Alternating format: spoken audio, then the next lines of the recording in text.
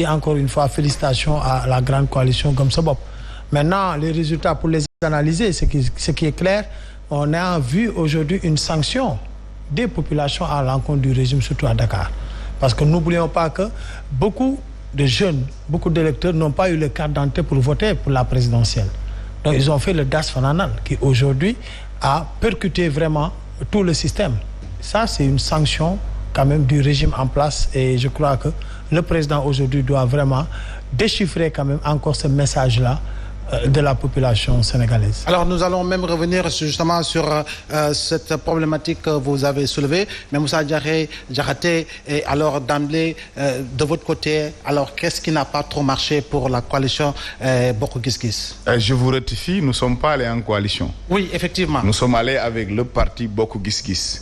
Sur Dakar, oui, nous aurions aimé avoir Pape Diop comme maire de Dakar, mais au moment où je vous parle, étant seul parti allé aux élections, nous comptons déjà 9 collectivités locales que nous avons gagnées dans 7 départements du Sénégal. Pour moi, d'emblée, c'est un réveil, certainement pour ceux qui sous-estimaient Bokk Gis Gis.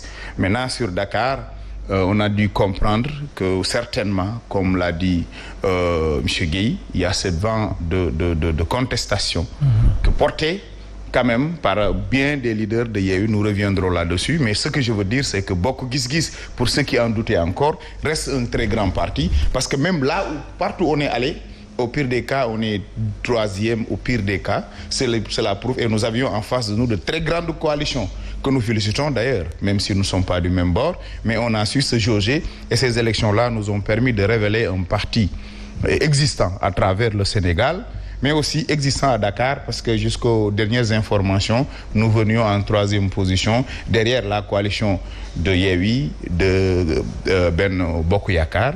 Et en tant que seul parti, au moins, les gens ont une idée de ce que nous valons et cela va nous permettre de rebondir pour les législatives à venir. Alors nous restons avec vous, Moussa Diakhaté. Est-ce que vous êtes d'avis qu'en réalité, Dakar, justement, qui est conservé par l'opposition, cette opposition également qui a fait une razzia au niveau des Ziguinchor, il y a également le cas de Thiès, ce qui n'est pas encore trop clair par rapport justement à la victoire déclarée du docteur Babacar Diop, félicité par le maire Talla Sylla. Alors, est-ce que vous pensez qu'en réalité, au-delà des sanctions, il y a véritablement cette période de contentieux qui pourrait véritablement faire basculer les résultats par rapport justement à ce qui a été, en tout cas, ce qui a été entendu dès les premières heures de la proclamation des résultats issus des centres de vote?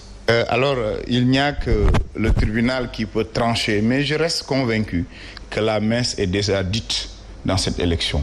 Il faut reconnaître cette percée à saluer de Yewwi, qui du reste, il faut le rappeler, a toujours été présent. Les leaders de Yewwi ont toujours été présents sur le terrain et ont tous cristallisé les frustrations des Sénégalais.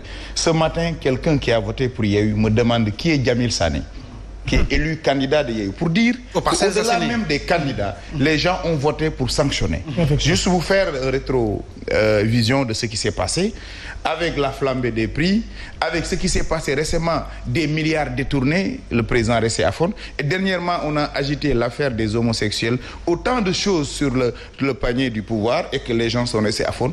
Pour moi, les gens ont plus sanctionner le régime présentement que d'élire des programmes et des maires. Quoique ceux qui ont gagné le méritent et méritent des félicitations, mais derrière tout ça, je crois que nous devons apprendre à déchiffrer. Et comme l'a dit M. Gueye, le président devrait réfléchir à 2 fois sur ce qu'il a proposé aux Sénégalais, parce qu'apparemment, les gens n'ont pas cherché à comprendre les programmes. On voulait juste dire, on en a assez de ce qu'on a vu, on va changer. Donc, somme toute, pour répondre à ta question, après cette digression, je pense que la messe est dite. Il faut que les gens restent grands par rapport à ça, parce que c'est vrai qu'il y a des couacs, plus ou moins, parce que rien n'est parfait. Mais pour moi, cette élection, au moins, dans l'essentiel, s'est passée dans la transparence. Que les vainqueurs soient félicités, que les vaincus aillent se repréparer pour d'autres joutes. Alors, je rappelle que nous attendons d'un moment à l'autre M. Adama Fall, il est membre de la coalition Benno Bokk Yakaar. Alors, M. Mamoudou Gueye, vous l'avez dit, vous parlez de sanctions et justement contre le régime. Alors, quelle lecture le président devrait faire par rapport justement aux résultats, en tout cas, qui sont sortis de ces élections départementales et municipales? Moi, je crois que le président aujourd'hui doit revoir son entourage. Parce qu'aujourd'hui, il y a autant de scandales où ce sont des proches du président. Aujourd'hui, il y a des choses qui se sont passées aux parcelles. C'est des choses, on va y revenir, je dis que c'est pas catholique. Aujourd'hui, la messe est dite, qu'on le veuille ou pas. La volonté populaire, la population s'est exprimée. Et chacun a le droit en démocratie de respecter cette volonté. Même si on vous a gagné, il faut respecter la volonté divine. Les populations se sont exprimées. Il ne peut pas y avoir de fraude ou bien de contestation possible.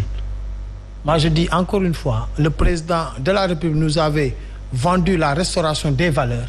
Mais aujourd'hui, on constate encore des antivaleurs, surtout dans ces élections, où c'est plus proche amène des mallettes d'argent, dégaine de l'argent sur le terrain pour pouvoir coopter, acheter entre guillemets des Sénégalais ou des responsables. Je vous dis encore une fois. Et cela s'est fait où exactement? Est-ce que c'était la vous avez vu des images, vous avez vu des personnes se promener avec des valises? Moi aujourd'hui, au Parcelles Assainies, ce qui m'a un peu effrité, c'est qu'aujourd'hui la coalition 2035 porté par le chef de cabinet du président, a eu à dégainer de l'argent, beaucoup d'argent même au Parcelles Assainies.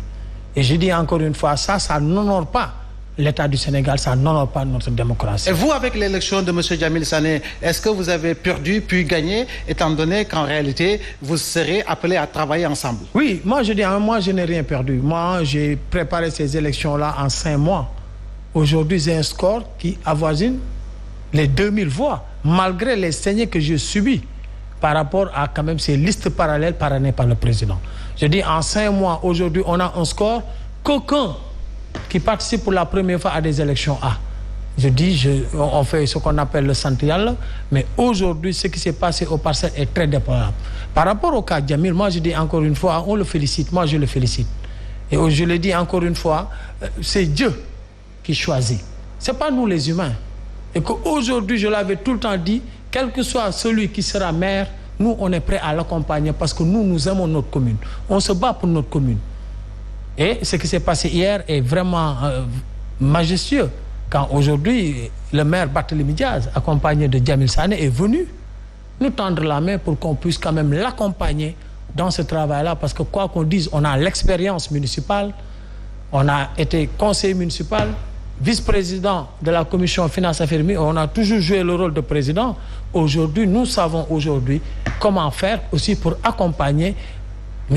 Djamil Sané, bien qu'il n'habite pas à la commune entre guillemets, bien qu'il est méconnu, mais encore une fois, on revient sur ce qu'il a dit, Moussa, c'est qu'aujourd'hui, ils ont voté plus le Yewwi Askan Wi que les candidats qui représentaient les Askan Wi. Et ça, c'est un message très, très fort. Alors, un message très, très fort. Alors, vous, de l'opposition, vous semblez toujours parler de l'essentiel, mais vous ne vous retrouvez jamais autour de l'essentiel. Alors, est-ce que vous ne pensez pas que, justement, cet effritement, justement, des forces de l'opposition, si elles étaient concentrées, ne vous aurait pas permis, justement, de pouvoir asseoir une victoire beaucoup plus large, justement, dans les différentes circonscriptions du Sénégal? Moussa Diarraté. Ah oui, il y a un chantier à faire, je vous l'avais dit la dernière fois.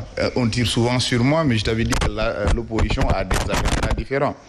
C'est vrai, il y a des percées, mais c'est encore insuffisant comme résultat.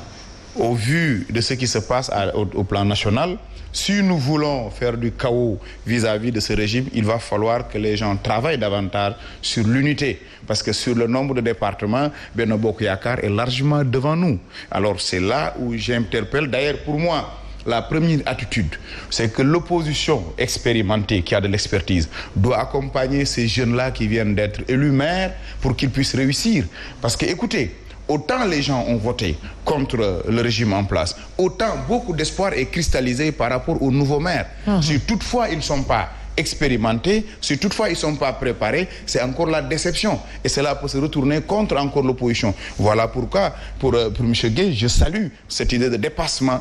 Après la compétition, mettons-nous tous au service de nos collectivités pour accompagner ces nouveaux élus. Mais comme vous dites, il va falloir aller vers de grands pôles. Les libéraux l'ont payé à leurs dépens. Aujourd'hui, c'est du recul constaté des libéraux de manière générale. Et c'est particulièrement du Parti démocratique sénégalais. Oui, qui est épine dorsale de la coalition Wallou, qui, du reste, jouait les grands rôles. Mais dans les commentaires, dans les explications de ce qui se fait, pour une première dans l'histoire d'une élection où le Parti démocratique participe, il est spectateur et non pas acteur. Ça, c'est regrettable pour avoir été fait ce parti, mais aussi des erreurs politiques, ça se paye cash. Il va falloir que les gens se ressaisissent, mais qu'on aille dans des ensembles très forts. Si nous voulons déboulonner encore ce Benno Bokk Yaakaar qui, vrai, a perdu des zones, mais reste encore une réalité politique. Il faut pas